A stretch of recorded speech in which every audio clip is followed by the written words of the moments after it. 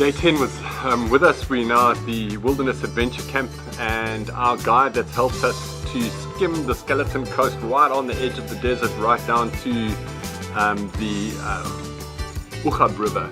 The Huab River has now left us. We've had to pack all our kit on our bikes again, and I started this incredible journey up the escarpment out of the Huab River to the high plateau, and then obviously to then go down to the Uhab River. The ride was probably some of the best riding we've had on the journey so far. Absolutely barren once again, but these beautiful red mountains, rocky mountains. Some of the mountains look like they've been made out of garnet. Just spectacular. So wonderful riding. Jacques joined me again. They had their day off the day before, so it was nice to have some company again.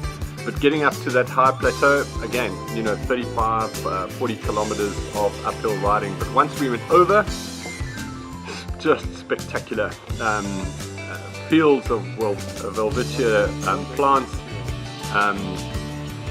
So we had like a nice 35, 40 kilometer downhill on the other side. So whenever there's a good uphill, there's always a big downhill. That seems to be one of the things.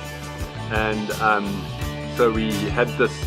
Once we started coming down into the Uhab River, it was just phenomenal. Some of the best mountain biking I've probably ever done in my life. And what happens is, as you start going down into the valley, the gorge just becomes narrower and narrower and narrower, and it's this sharp, jutty rocks that are sticking out, and it looks once again like something from an alien movie. But the gorge just gets narrower and narrower and narrower, which makes the single track riding just spectacular. As I said, some of the best that I've ever had. But we descended really far to get down to the river. We stayed that evening at the Save the Rhino Trust Uhab camp.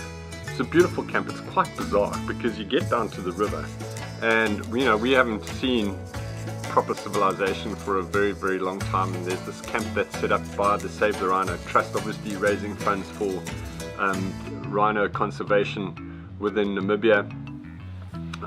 That was just lunchtime getting there, already done 42 kilometers. Now it was heading up out of the Uhab River. I knew what was in store for me getting out of the river, but I had no idea how far it would actually take me. So I've calculated that from the bottom of the river to the top of the river is 106 kilometers of uphill.